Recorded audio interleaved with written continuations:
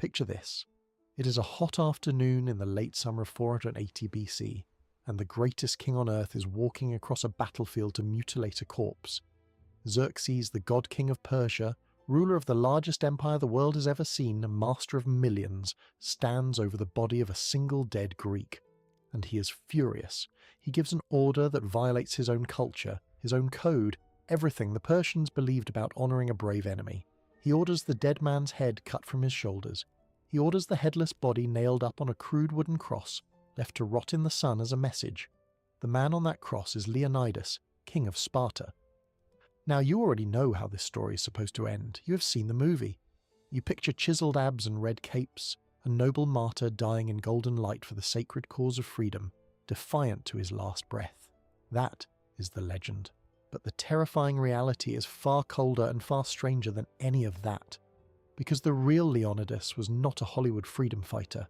He was the product of the most ruthless slave state in human history, a professional killing machine bred by a society that ran on organised terror. He was a third son who was never supposed to be king, and he marched to that mountain pass already knowing, with mathematical certainty, that he was going there to die.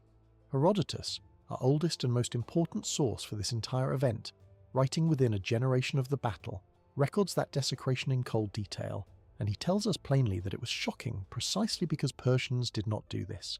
They honoured courage.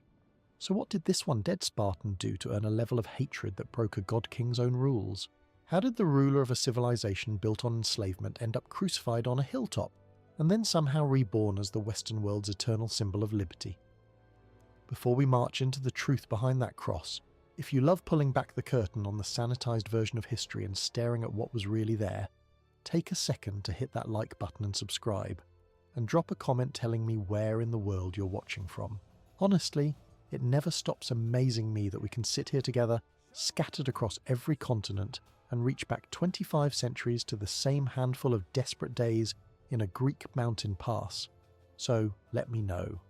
Then let us go back to the beginning, because to understand the man on the cross, you first have to understand the machine that built him. Sparta was not a country. Sparta was a weapon. Imagine an entire society, top to bottom, engineered for one single purpose, producing the finest heavy infantry on the planet. Everything else, farming, crafts, trade, family life as you would understand it, was either outsourced or abolished, and here is the part the marble statues never tell you. That entire system was balanced on top of a human volcano, a massive enslaved population that outnumbered the Spartans themselves by something like 7-1. They were called the Helots. Generations earlier, Sparta had conquered its neighbours in Messenia and simply enslaved the entire people, permanently, hereditarily. The Helots farmed the land so that the Spartans never had to. A full Spartan citizen, a Spartiate, was legally forbidden from doing manual labour. His job, his only job, was war, and the Helots' job was to feed him, clothe him, and stay terrified enough never to revolt. Because if they ever did revolt, the math was catastrophic. 7 of them for every one of him.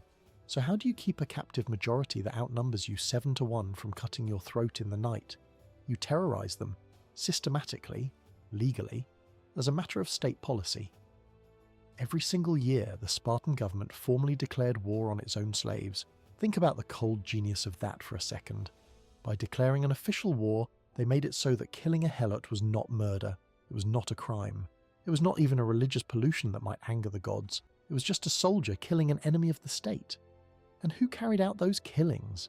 This is where it gets truly dark. Sparta ran what was essentially a secret death squad staffed by its own teenagers. It was called the krypteia. The most promising young Spartan men were handed a dagger and a little food, and sent out into the countryside at night with a simple mandate: hide by day, and by night, murder. Kill any Helot who seemed too strong, too smart, too capable of one day leading a rebellion. Cut them down in the dark and vanish. Imagine that as a rite of passage. Imagine your society's graduation ceremony being the state-sanctioned assassination of an unarmed farmer. That was not a bug in the Spartan system, that was the system. And it started early. When a Spartan boy was born, he didn't belong to his parents. He belonged to the state. Elders inspected every newborn, and the ones judged too weak or sickly were, according to our ancient sources, left to die. At the age of 7, the boys who survived were ripped from their mothers and thrown into the agoge, a brutal decades-long military academy that makes modern boot camp look like a summer holiday. The boys were starved on purpose, given so little food that they were forced to steal to survive. And here is the twisted logic. If they got caught stealing, they were savagely beaten. Not for stealing, for getting caught. The lesson was never about morality. It was about cunning, endurance, and never, ever failing. Now put yourself in this world for a second. This is the environment that produced Leonidas, and here is the first great irony of his life. Leonidas was not born to be king, which meant he was not exempt from any of it. His father was Anaxandridas II, a Spartan king from the ancient Aegead line, one of the two royal families that ruled Sparta side by side. And Anaxandridas had a problem that nearly broke Spartan society. His wife could not give him a son. The ruling council, the Ephors, demanded he set her aside and marry someone else to secure the bloodline. Anaxandridas refused. He loved her. So the Ephors did something almost unheard of in Sparta. They let him keep both. He took a second wife purely to produce an heir, and that second wife quickly bore a son named Cleomenes. But then, in a twist worthy of a soap opera, the first wife, the one everyone had given up on, suddenly became pregnant too. And again, and again. She bore 3 sons. The eldest was Dorius, and after him came Leonidas. So look at where Leonidas sits in the pecking order. He has an older half-brother, Cleomenes, who is first in line for the throne. He has a full older brother, Dorius, ahead of him too. Leonidas is, at best, the third man in the succession. Nobody expects him to ever wear the crown, and in Sparta that fact changed everything about his childhood. Because the direct heir to the throne, the crown prince, was the one Spartan boy legally excused from the horrors of the agoge. But Leonidas was no heir. He was a spare. So Leonidas went through all of it. The starvation, the beatings, the stealing, very possibly the krypteia, dagger in hand in the dark. The man who would one day become the most famous king in Greek history was forged in the exact same furnace as the lowliest Spartan soldier. And honestly, that may be the single most important fact of his entire life. Unlike a pampered crown prince, Leonidas earned his hardness the hard way. So how does the third son, the spare, end up on the throne, the way these things usually happen? Through death. A lot of it. Let us follow the bodies. His full brother Dorius, proud and furious that his younger half-brother Cleomenes had been made king ahead of him, could not stand to live as a subject in Sparta. He gathered followers and sailed off to carve out his own kingdom overseas, first in North Africa, then in Sicily. And there, far from home, chasing his own crown, Dorius was killed in battle. Scratch one heir. Then there was Cleomenes himself, the king, and Cleomenes met one of the most horrifying ends recorded in all of Greek history. Herodotus tells us that the king descended into madness. He began striking any Spartan he met in the face with his staff. His own family, alarmed and shamed, locked him up, put him in wooden stocks and set a single helot to guard him. And here the slave state's whole logic curdles into nightmare. The imprisoned raving king intimidated that lone helot guard into handing over a knife. And then, methodically, Cleomenes began to cut himself apart. Starting at his shins, he sliced his own flesh into strips, working his way up his legs, his thighs, his stomach, mutilating himself until he died. Whether that was true insanity or a covered-up political murder, we will never know. But the result was the same. Scratch a second heir. And just like that, through a brother dead on a foreign shore and a brother who butchered himself in a locked room, the crown fell to the spare. Leonidas became king of Sparta, probably around 489 BC. He also married Gorgo, who was Cleomenes' daughter. Yes, his own niece, which tells you everything about how tightly the Spartan royals guarded their bloodline. Gorgo, by the way, was famous in her own right as one of the sharpest political minds in Sparta, and we'll come back to her, because she plays a quiet but crucial role in what is coming. Because something was coming. Something enormous. Off to the east, beyond the sea, the largest war machine the world had ever assembled was beginning to move. And it was moving toward Greece. Let us look at the raw numbers, because the scale is almost impossible to hold in your head. The Persian Empire under Xerxes stretched from India to Egypt. It was not a country either. It was a superpower that had swallowed dozens of nations. When Xerxes decided to conquer Greece and finish the job his father Darius had started, he did not raise an army. He raised a flood. Herodotus, prone to exaggeration, claims figures in the millions. Sober modern historians pull that down hard, but even the conservative estimates land somewhere between 1 and 300,000 fighting men, supported by a navy of hundreds of warships. Imagine the logistics. Xerxes had to physically bridge the Hellespont, the strait separating Asia from Europe, by lashing hundreds of ships together into a floating road so his army could walk across the sea. When a storm smashed his first set of bridges, the legend says he had the water itself whipped and branded as punishment for defying him.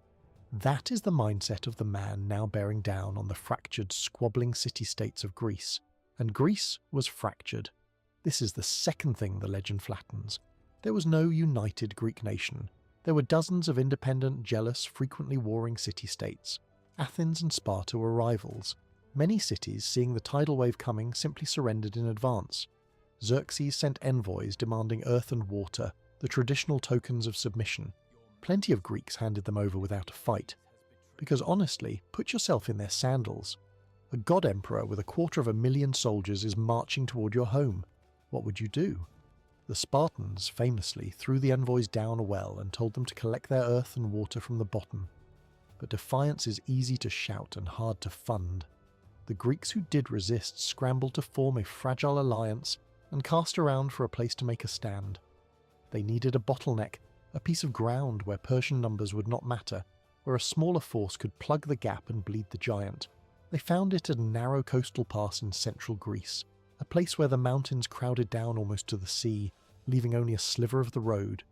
It was named for the hot sulphur springs that bubbled there, Thermopylae, the hot gates.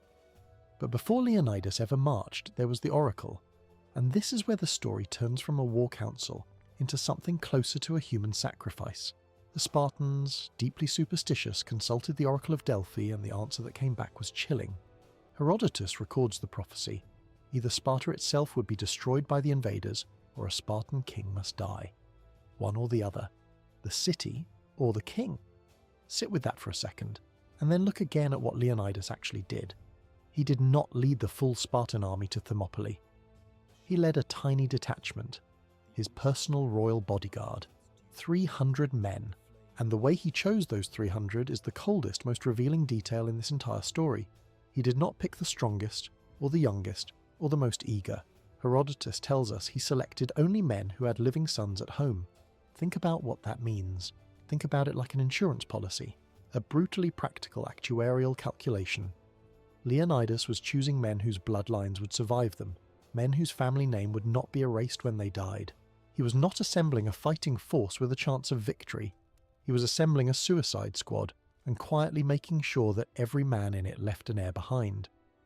This was not a mission he hoped to survive. This was a down payment.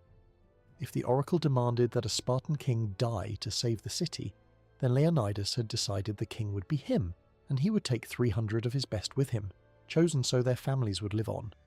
Now, why only 300? Why not the whole Spartan army? Here is one more inconvenient truth. It was the middle of a sacred religious festival, the Carneia, and Spartan law forbade the army from marching during it. The Olympic Games were also underway. The Spartan establishment, hiding behind religious rules, was not ready to commit its full strength. So Leonidas took the only men he could, his own bodyguard, and marched north essentially as an advance guard, a plug in the hole buying time. He was joined along the way by other Greek contingents, so the popular image of 300 men standing alone is frankly a myth. Let us be clear about the real numbers. When Leonidas reached the pass, he commanded a coalition of around 7,000 Greeks from a dozen different cities. And there were others there too, thousands of them, whom the legend erases entirely. The Spartans did not come alone. Each Spartiate was accompanied by helots, enslaved men, brought along to carry equipment and to fight. Hundreds of them stood in that pass, enslaved men, forced to die in a battle for a freedom that was never extended to them. The famous 300 were never 300. They were 300 Spartan aristocrats, surrounded by thousands of allies and slaves whose names history simply threw away. So picture the scene as the two forces meet. On one side, a coalition of 7,000 Greeks jammed into a pass barely wide enough for a single cart. The sea on one flank, sheer cliffs on the other. On the other side, stretching back over the hills as far as the eye can see, tens upon tens of thousands of Persians, a sea of men from 100 nations, so numerous that a Greek scout reportedly came back and said their arrows would blot out the sun. And it is here, in this impossible mismatch, that Leonidas revealed he was not just a doomed martyr, he was a genuinely brilliant tactician. Because the terrain was the great equalizer. In an open field, the Persian numbers would have simply swallowed the Greeks whole. But in the hot gates, numbers meant nothing. Imagine a raging mob of 10,000 people trying to force their way through a single doorway. It does not matter how many are behind. Only a handful can fight at the front at any one moment. And at that front stood the Greek phalanx, a wall of overlapping bronze shields and long spears, heavy infantry that had trained their entire lives, versus lightly armoured Persian levies pushed forward by the crush of bodies behind them. Xerxes waited 4 days, expecting the tiny Greek force to see reason and flee. They did not. On the 5th day, insulted and impatient, he attacked.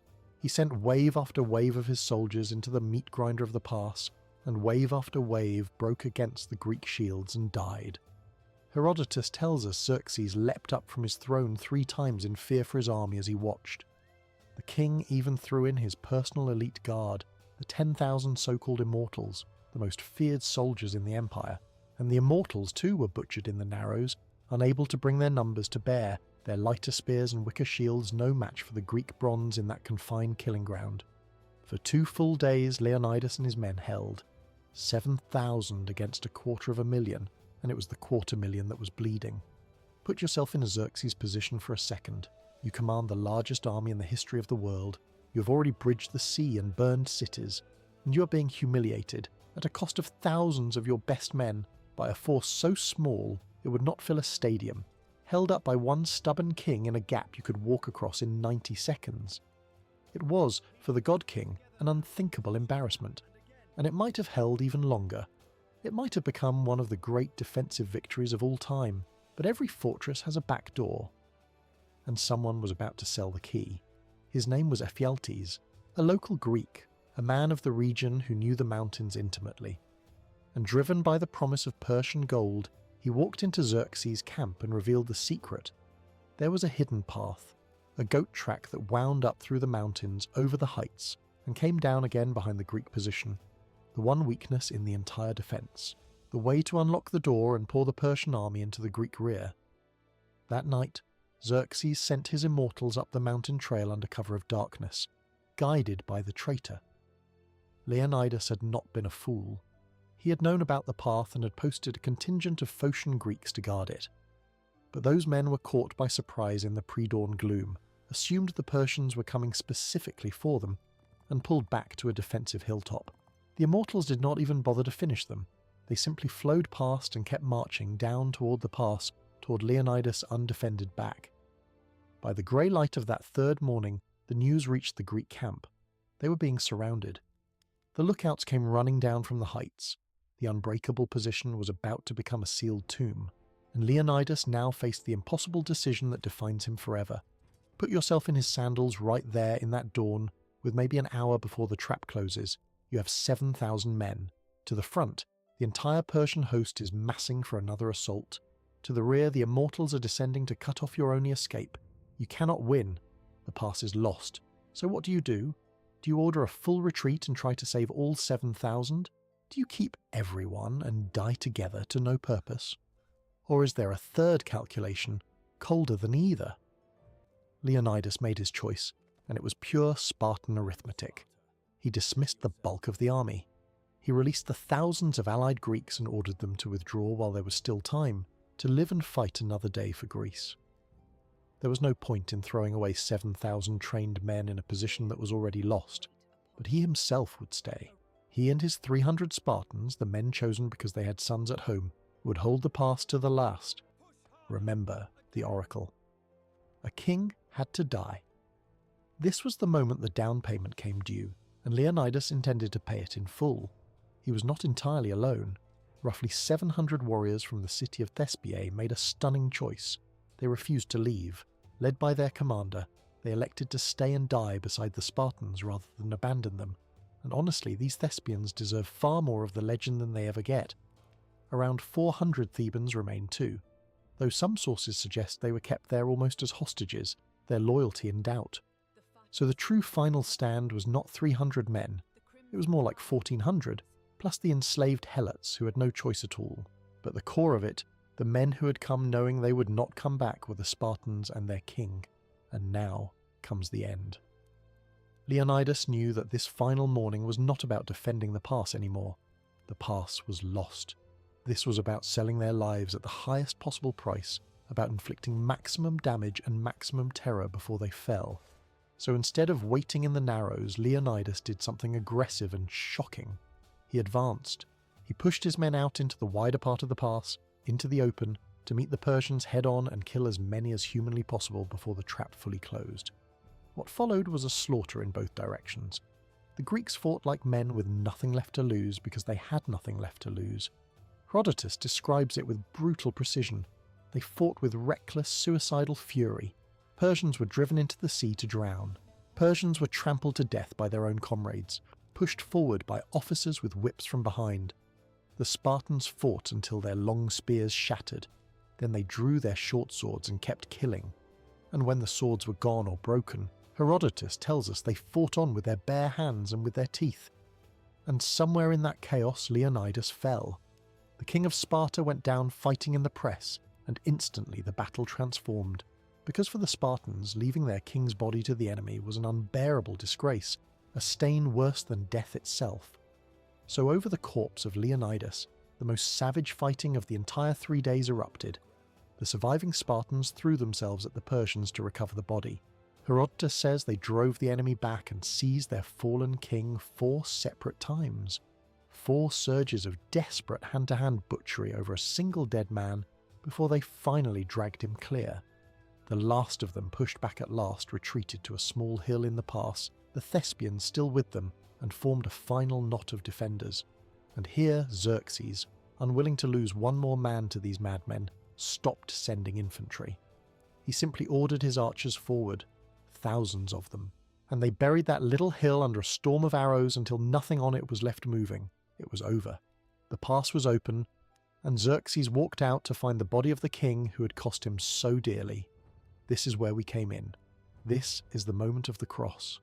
In his rage and his wounded pride, the god king ordered Leonidas beheaded and his corpse crucified, a final, futile act of spite against a man already beyond caring. Herodotus makes a point of telling us how unusual this was, because the Persians, more than almost any people, were known for honouring men who fought bravely. That Xerxes broke his own code tells you exactly how deep the wound went. But here is the thing about that cross. It did not work. It was meant to be an ending, a warning, the erasure of a king. Instead, it lit a fire across all of Greece. Because Thermopylae, a crushing tactical defeat where every last defender died, became something far more powerful than any victory. It became a story. The story of the free men who chose to die on their feet rather than kneel to a god king. In the weeks that followed, that story stiffened the spine of a fractured Greece. Just months later, the Greek fleet shattered the Persian navy at Salamis. The following year, a united Greek army destroyed the Persian land forces at Plataea and drove Xerxes' invasion out of Greece for good. The 3 days at the Hot Gates had bought time, yes, but more than time, they had bought belief. And they did not forget the men who paid for it. Over the graves at Thermopylae, the Greeks raised a stone with an epitaph written by the poet Simonides, and it remains one of the most quietly devastating war memorials ever composed. It carries no boasting, no rage, no talk of glory. It simply asks the traveller passing by to carry a message home to Sparta, that here, obedient to their laws, the Spartans lie. That was it. Not we were heroes, not we were the greatest.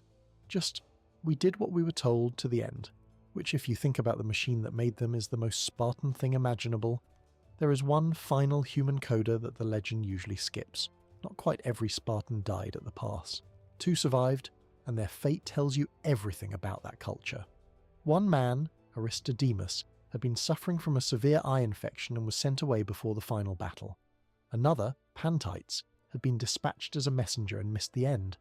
Both survived by chance, through no cowardice of their own, and both were treated as living disgraces when they came home. nobody in Sparta would speak to them or share their fire. Pantites, unable to bear the shame, hanged himself. Aristodemus survived his disgrace only long enough to throw his life away in a suicidal frenzy at the Battle of Plataea the next year, trying to buy back his honour with his death. That was the price, in Sparta, of surviving when you were supposed to die. So who was Leonidas really? Strip away the abs and the golden light and the movie speeches, and what are you left with? A third son who was never meant to rule, hardened by the cruelest upbringing in the ancient world.